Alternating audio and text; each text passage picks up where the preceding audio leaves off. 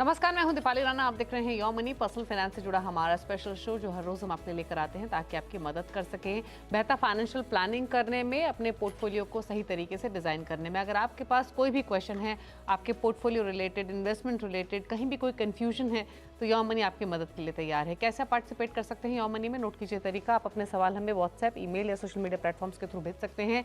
7045220000 हमारा WhatsApp number है। Email है yourmoney@nw18.com। फेसबुक, ट्विटर पर जाइए, आप ये शो देख भी सकते हैं लाइव, साथ ही अपने क्वेश्चंस भी पोस्ट कर सकते हैं #आस्कआवाज योर मनी लिखकर। आज आपकी सभी क्वेरीज को आंसर करने के लिए हमारे साथ ऑप्टिमम मनी मैनेजर्स के एमडी पंकज मटपाल बने हुए हैं। पंकज जी नमस्कार, स्वागत है आपका। और बिना देरी के क्वेश्चंस को करते हैं शामिल। ढेर सारी क्वेरीज हमें एज यूजुअल मिली हैं और सबसे पहले व्यूअर सुधीर हमारे साथ कनेक्टेड भी हैं फोन लाइन पर। सुधीर जी नमस्कार, बताइए अपना सवाल। नमस्कार मैम।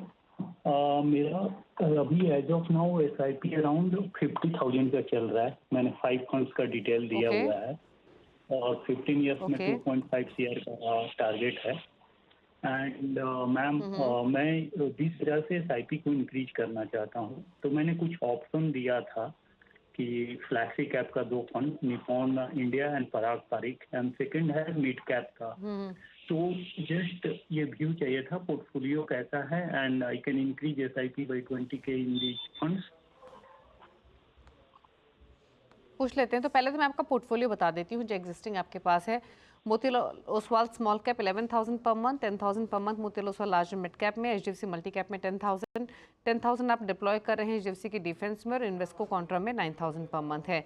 50,000 की आपकी टोटल SIP है। 20,000 एडिशनल SIP करना चाहते हैं। 15 ईयर्स में 2.5 करोड़ का टारगेट है। तो पहले तो इनका सवाल जो है, जो इनका पोर्टफोलियो है। एक चीज़ और सुधीर जी, आपने कभी SIP शुरू करी और कुछ एक्यूमुलेशन आपके पोर्टफोलियो में हुआ है क्या?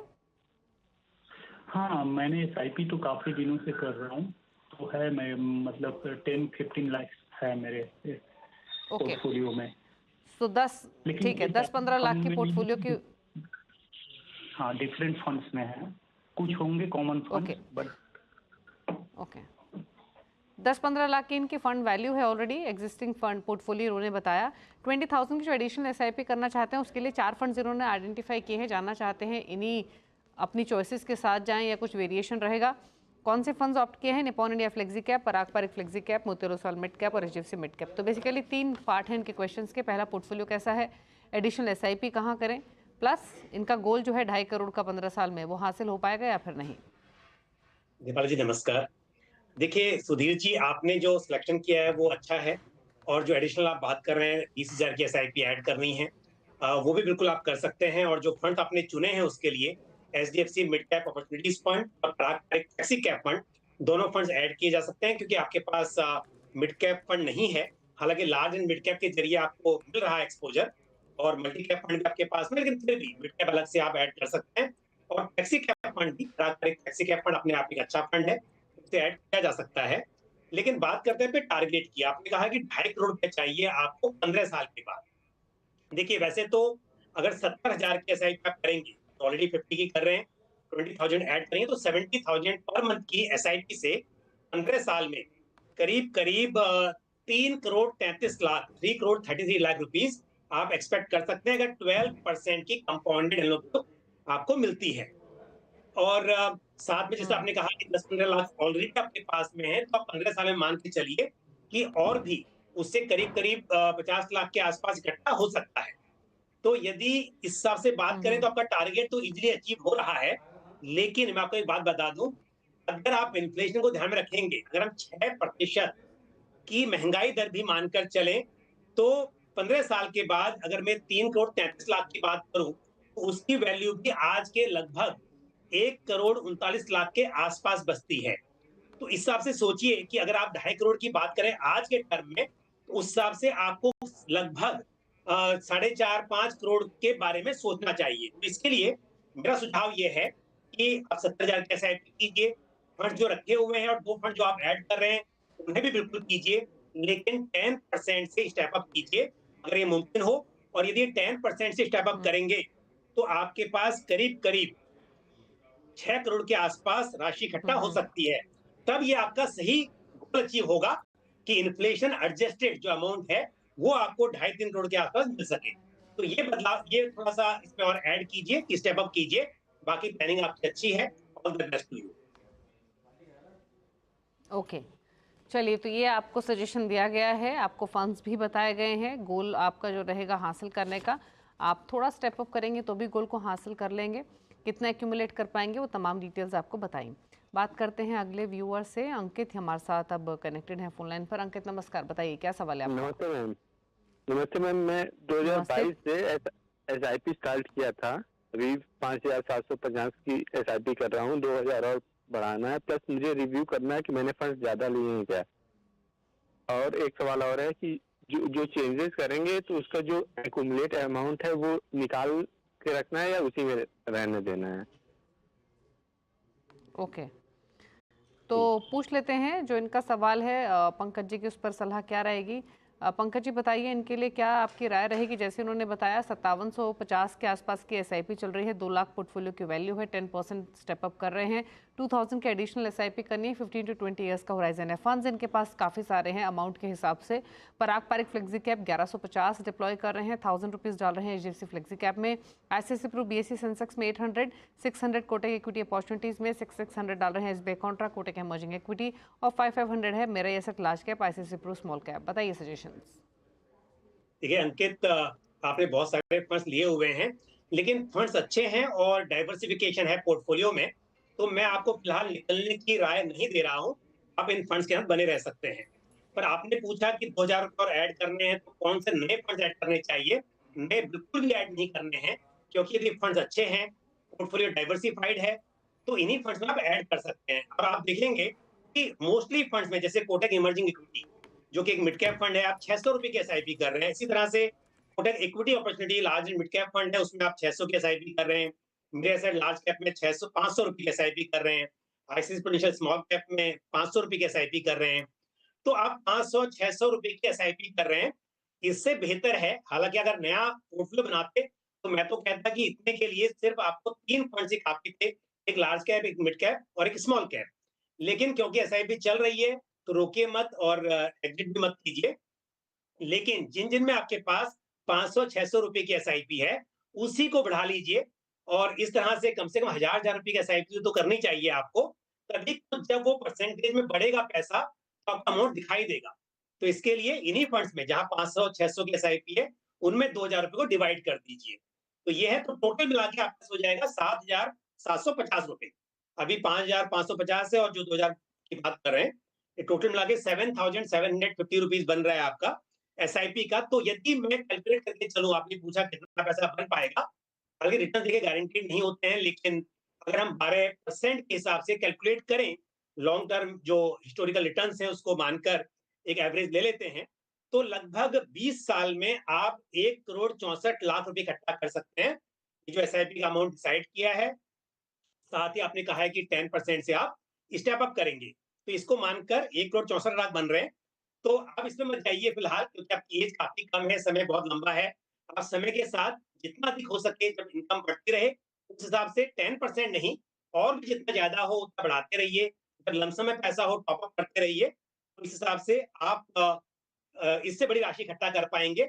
और ये बहुत ही जरूरी है कि लॉन्ग टर्म में इन्फ्लेशन का ख्याल रखना चाहिए। All the best to you. Okay, चलिए तो ये सजेशन आपके पोर्टफोलियो के लिए रहा है अंकित। 10% स्टेप अप आप ज़रूर करें, या फिर SIP एलोकेशन आप बढ़ाएं। एटलीस्ट 7 से 8 हज़ार आपको डिप्लॉय करना होगा, तब जाकर 20 साल में आप 1.5-2 करोड़ की राशि इकट्ठा कर सकेंगे। रही बात आपके निवेश की, तो आपका निवेश सही है, फंड्स की चॉइसेस सही है, आप इन्वेस्टेड रह सकते हैं। फंड्स आपने हालांकि काफ़ी ज़्यादा रखे हुए हैं, अमाउंट उस हिसाब से आपका कम है। चलिए तो ये रही सलाह। अब बात करते हैं आर मेनन की, जिन्होंने ईमेल के थ्रू सवाल भेजा है। 45 ईयर्स इनकी एज है, 30,000 की इनकी मंथली SIP चल रही है। 10 ईयर्स में कितना कॉर्पस से इकट्ठा कर लेंगे जानना चाहते हैं। निवेश स्ट्रैटेजी कैसी, इस पर राय चाहिए। 15% का कंपाउंडेड एनुअल ग्रोथ क्या एक्सपेक्ट करना चाहिए इस पोर्टफोलियो से, या फिर नहीं। कौन से फंड्स हैं इनके पास? SBI large and mid cap, HDFC focus 30, ICICI pru small cap, Nippon India BFSS fund, PGIM India mid cap opportunities और कोटक बैलेंस एडवांटेज। और इन सभी में यानी टोटल 6 फंड्स में 5,000 नीचे डाल रहे हैं। क्या सजेशंस? देखिए दीपाली जी, आप मेरी बात से सहमत होंगे कि कई बार निवेशक ये बोलते हैं 15% से बढ़े। ये तो खैर एक एम्बिशियस प्लान है, एक्सपेक्टेशन रहती है। लेकिन अगर आप एक्सपेक्टेशन कम रखें और लॉन्ग टर्म में आपको उससे बेहतर रिटर्न्स मिल पाएँ, तो ये अच्छा है। और मैं इसके लिए जब भी कैलकुलेट करता हूँ, तो एक 12% का अजम्पशन मानकर कैलकुलेट करता हूँ। हिस्टोरिकली देखेंगे तो निफ्टी का जो सीएजीआर रहा है, वो 13% रहा है। तो ऐसे में 12% के हिसाब से लॉन्ग टर्म में कैलकुलेशन करना शायद सही होगा। और वो हिसाब से देखें कि जो अभी मतलब ये एसआईपी कर रहे हैं 30,000 पर मंथ की, उसके हिसाब से 10 साल में 67 लाख रुपीस इकट्ठा हो सकते हैं। और क्योंकि यहाँ पे टारगेट, यहाँ पे जो टाइम है वो भी बहुत लंबा नहीं है, 10 ईयर की बात कर रहे हैं, तो 12% के हिसाब से मैंने कैलकुलेट किया तो 67 लाख निकल कर आता है। बट खैर कैलकुलेशन करनी है तो 15 पे भी कर सकते हैं। और 15% के सीएजीआर पर यदि कैलकुलेट करें तो वहीं आप 79 लाख रुपीस एक्सपेक्ट कर सकते हैं लगभग। तो ये तो बात है कैलकुलेशन की, लेकिन जहां तक फंड्स का सवाल है, वहाँ थोड़े से बदलाव मैं आपको सजेस्ट करूंगा। एक तो PGIM India mid cap opportunities fund आपके पास है, और उसे आप उसमें से एग्जिट कर लें, और उसके बजाय आप कोटक इमर्जिंग इक्विटी फंड या फिर एचडीएफसी मिड कैप हम्म। अपॉर्चुनिटीज फंड, इन दोनों में से कोई भी एक मिड कैप फंड ले सकते हैं। ये आपके सजेशन रहेगा। दूसरी बात, जैसा आपको टारगेट अचीव करना है, बड़ा पैसे इकट्ठा करना चाहते हैं, 15% से बड़े, वो अच्छी बात है। बट आप कम से कम 10% से स्टेप अप कीजिए मिनिमम, ताकि थोड़ा बेटर अमाउंट इकट्ठा हम्म। कर सकें। यदि रिटर्न्स कम भी मिलते हैं तो अगर इन्वेस्टमेंट ज्यादा होगा तो बड़ी राशि आप इकट्ठा कर पाएंगे। तो 10% का स्टेप अप आप जरूर करें, 30,000 की जो एसआईपी कर रहे हैं उसमें। ओके, तो ये रहा सजेशन आपके लिए। 10% स्टेप अप आप ज़रूर करें, ताकि ज़्यादा से ज़्यादा एक्यूमुलेशन कर सकें। और इनफैक्ट ये सिर्फ मेनन साहब के लिए नहीं, बाकी सभी इन्वेस्टर्स के लिए भी है, क्योंकि इन्फ्लेशन को भी आप ध्यान में रखें जब आप लॉन्ग टर्म गोल डिफाइन करें। और उसके लिए इंपॉर्टेंट है कि 10 to 15% जैसे आपके पॉकेट अलाउ करें, स्टेप अप आप ज़रूर करें। रही बात मेनन जी आपके लिए, 10 साल में 67 to 70 लाख का कॉर्पस आप इकट्ठा कर पाएंगे। 80 लाख तक का कॉर्पस आप एक्सपेक्ट कर सकते हैं 10 साल में, अगर 15% का रिटर्न मिलता है तो। एक बदलाव सुझाया गया है, पीजे मीडिया मिड कैप से निकलने की सलाह है, उसकी जगह आप कोटक इमर्जिंग इक्विटी या एचडीएफसी मिड कैप अपॉर्चुनिटीज ले सकते हैं। बात करते हैं अब अगले व्यूअर से। सुनील गुप्ता हैं हमारे साथ उत्तर प्रदेश से। सुनील जी नमस्कार, पूछिए अपना सवाल। नमस्कार मैम, नमस्कार। जी जी, मेरा मैम इस बताइए समय क्या लगभग सवाल है आपका। कॉर्पस मेरा मैम सर 23,000 की एसआईपी चल रही है कई म्यूचुअल फंड में मिला के। तो लगभग इस ओके। समय कॉर्पस 6.5 लाख है, तो एक इन्वेस्टेड है। और मतलब 15 साल में लगभग कितना कॉर्पस इकट्ठा हो जाएगा इसको 10% स्टेप अप करने पर। हेलो। ओके, 10% स्टेप अप ये प्लान कर रहे हैं एनुअली। फिलहाल जो एसआईपी चल रही है वो 23,000 की है, 6.5 लाख का कॉर्पस है। 12 ईयर्स में कितना एक्यूमुलेशन हो पाएगा जानना चाहते हैं, प्लस पोर्टफोलियो पर तो राय चाहिए ही। फंड्स में इनके बता देती हूँ, इनके पास 9 म्यूचुअल फंड्स हैं। निपॉन इंडिया स्मॉल कैप में 5,000 पर मंथ, 3,000 ईच पीरियड डाल रहे हैं। पीजीएम इंडिया मिड कैप में, क्वांट लार्ज मिड कैप में और एक्सेस मिड कैप में 1000 डाल रहे हैं एचडीएफसी बैलेंस्ड में। 4 फंड्स हैं जिसमें डीएसपी एलएसएस टैक्स सेवर है, एचडीएफसी मिड कैप है, एसबीआई मैग्नम मिड कैप है और आईसीआईसी प्रू ब्लू चिप है। इन सभी में 2,000 ईच डाल रहे हैं। तो काफ़ी सारे फंड्स, 1000 से लेकर 3000 5000 तक की एसआईपी है इनकी। बताइए इनका पोर्टफोलियो कैसा लगा, प्लस इनके गोल पर आपके सजेशंस। देखिए, पोर्टफोलियो मुझे बहुत अच्छा नहीं लगा, क्योंकि सुनील जी, आपने 4-4 मिड कैप फंड लिए हुए हैं पोर्टफोलियो में, 9 फंड्स में आप इन्वेस्ट कर रहे हैं और सिर्फ 23,000 की एसआईपी को। तो ये बहुत ज्यादा फंड्स हैं, और बहुत ज्यादा के साथ साथ अलग अलग कैटेगरीज होती तो भी मैं आपको कहता कि चलिए कोई वजह है उसकी। लेकिन 4 मिड कैप फंड आपने ले लिए हैं, तो एक नंबर ऑफ फंड्स आपको रिड्यूस करने चाहिए। तो आप 2 मिड कैप फंड यहाँ से कम कर लीजिए, तो पोर्टफोलियो छोटा भी हो जाएगा और थोड़ा सा बैलेंस भी हो जाएगा। तो मैं सजेस्ट करूंगा कि PGIM India mid cap opportunities fund और एक्सेस मिड कैप फंड, इन दोनों में एसआईपी आप कैंसिल कर दीजिए। और फिलहाल जो पैसा इकट्ठा हुआ है, क्योंकि आप एसआईपी कर रहे हैं, आप तुरंत निकलेंगे तो उसमें एग्जिट लोड भी लगेगा और साथ में short term capital gains tax भी लगेगा। तो फिलहाल उसमें आप बने रहिए कुछ समय के लिए, और 1 साल के बाद में उस पैसे को बाद में स्विच कर लीजिए। बट एटलीस्ट एसआईपी तो आप तुरंत उन स्कीम में रोक दीजिए। ऐसा नहीं है कि स्कीम सभी खराब है, बट अगर मुझे 4 में से 2 कम करनी है तो ये 2 मैं आपको कहूंगा कि कम करनी चाहिए। और जो पैसा ये आगे का जो एसआईपी इनमें कर रहे थे, उससे आप आगे कीजिए। जो एग्जिस्टिंग आपके पास ICICI prudential blue chip fund है और HDFC mid cap opportunities fund है, इनमें एसआईपी बढ़ा दीजिए। तो इस तरह से आपके 9 में से 2 फंड कम हो जाएंगे और थोड़ा सा पोर्टफोलियो में लार्ज कैप में एलोकेशन बढ़ जाएगा, ये बेहतर रहेगा। आपने पूछा कि पैसा कितना बनेगा, देखिए 6.5 लाख रुपए इकट्ठा कर चुके हैं ऑलरेडी आपने कहा, और 23,000 रुपये महीने की एसआईपी है, 10% से आप स्टेप अप भी करेंगे तो 12 साल में 12% की कंपाउंडेड ग्रोथ पर यदि कैलकुलेट करें तो 1,37,00,000 रुपए की उम्मीद आप रख सकते हैं। तो इतना पैसा बनेगा। आप देखिए, अगर इन्फ्लेशन की हम ध्यान में रखें, मैं कहूंगा कि ये स्टेप अप तो कर ही रहे हैं, उसके अलावा और भी जितना हो सके समय समय पर आप अमाउंट बढ़ाते रहिए, लेकिन फंड मत बढ़ाइए। फंड्स ये अच्छे हैं और जो मैं बदलाव बता रहा हूँ उसके बाद में नए फंड की जरूरत नहीं है फिलहाल। इन्हीं फंड्स में आप एसआईपी का अमाउंट को बढ़ाते रहें, और टॉपअप करना हो लमसम में तो भी इन्हीं स्कीम में करें। अच्छा, एक चीज़ और बताइए पंकज जी, जैसे आपने कहा कि 9 फंड्स में से 2 फंड्स आपने निकलने की सलाह दी, बाकी 2 फंड्स इनके पोर्टफोलियो से ही पिक किए जहां पर ये एलोकेशन इंक्रीज कर सकते हैं। इन केस कल के आगे ये अपना एसआईपी अमाउंट बढ़ाते हैं, स्टेप अप के अलावा कुछ ऐड करते हैं, तो क्या इसी एग्जिस्टिंग 7 फंड्स में इवनली डिवाइड करें या कोई नई कैटेगरी ऐड कर सकते हैं? क्या स्ट्रैटेजी रखें अगर ये अपना एलोकेशन बढ़ाते हैं तो? मान लीजिए नया फंड ऐड करने की जरूरत नहीं है, क्योंकि पास में सब कुछ है, small cap, mid cap, large cap, सभी कुछ है। अब ये डिपेंड करता है कितना करते हैं। अगर जैसे कि इस वक्त पर मान लीजिए फिलहाल मैं सजेस्ट कर रहा हूँ और इसी वक्त पर 2,000 बढ़ाने की बात करें, तो मेरे हिसाब से आप उस 2,000 रुपए को आपके पास में जैसे ये mid large and mid cap fund है, तो उसमें लार्ज कैप भी मिल जाएगा, उसमें मिल जाएगा।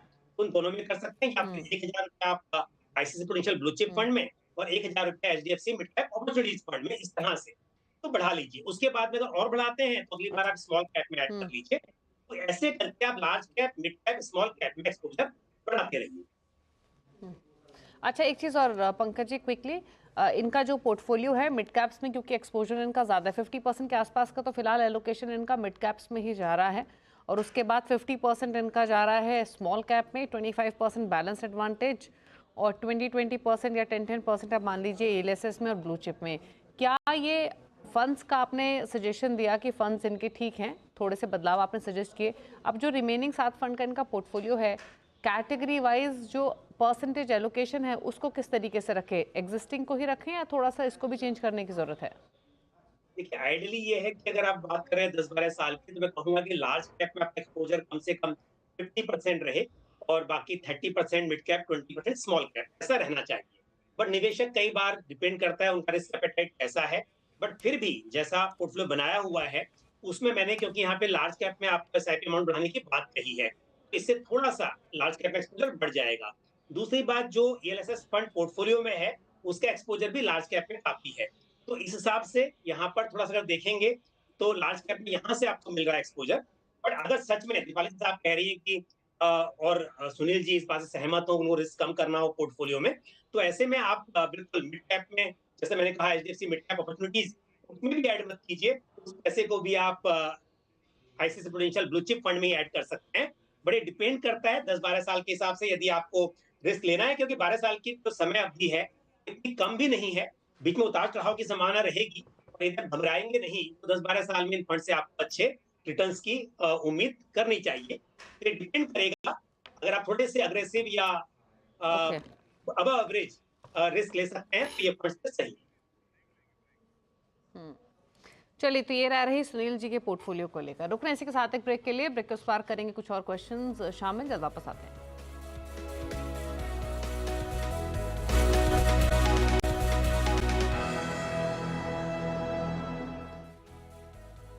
आप देख रहे हैं योर मनी, हमारे साथ टॉप टियर मनी मैनेजर्स के एमडी पंकज मटवाल बने हुए हैं जो आपकी सभी क्वेरीज को आंसर कर रहे हैं। बात करते हैं कुछ और व्यूअर्स से। अन्वेश प्रधान ओडिशा से हमारे साथ कनेक्टेड है। अन्वेश जी नमस्कार, बताइए अपना सवाल। नमस्कार पंकज जी, नमस्कार। नमस्ते। आप मेरा आवाज सुन पा रहे? बिल्कुल, आपकी आवाज आ रही है अन्वेश, बताइए क्या सवाल है।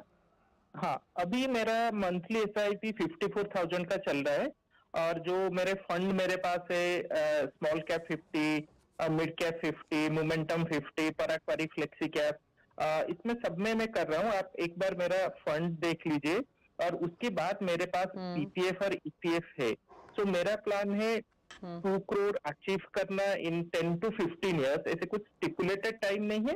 तो मेरा क्वेश्चन ये है कि आप मेरे एक साथ एक बार मेरे फंड देख लीजिए, उसमें कुछ बदलाव करना है या कुछ चेंजेस करना है। अच्छा, अभी आपकी एग्जिस्टिंग एसआईपी 54,000 की है या 56,000 की? एक्चुअली 56,000 मैंने कैलकुलेट नहीं किया, तो 54 to 56 होगा, बट जो अमाउंट लिख रखा है वही अमाउंट मैं अभी डाल रहा हूँ। 56,000 मान लेते हैं। और अभी कितना समय हो चुका है आपके इस पोर्टफोलियो को? और 2.5 से 3 साल। अभी मेरा 20 लाख का कर्तव्य, लगभग 21-20 लाख का कर्तव्य बन चुका है।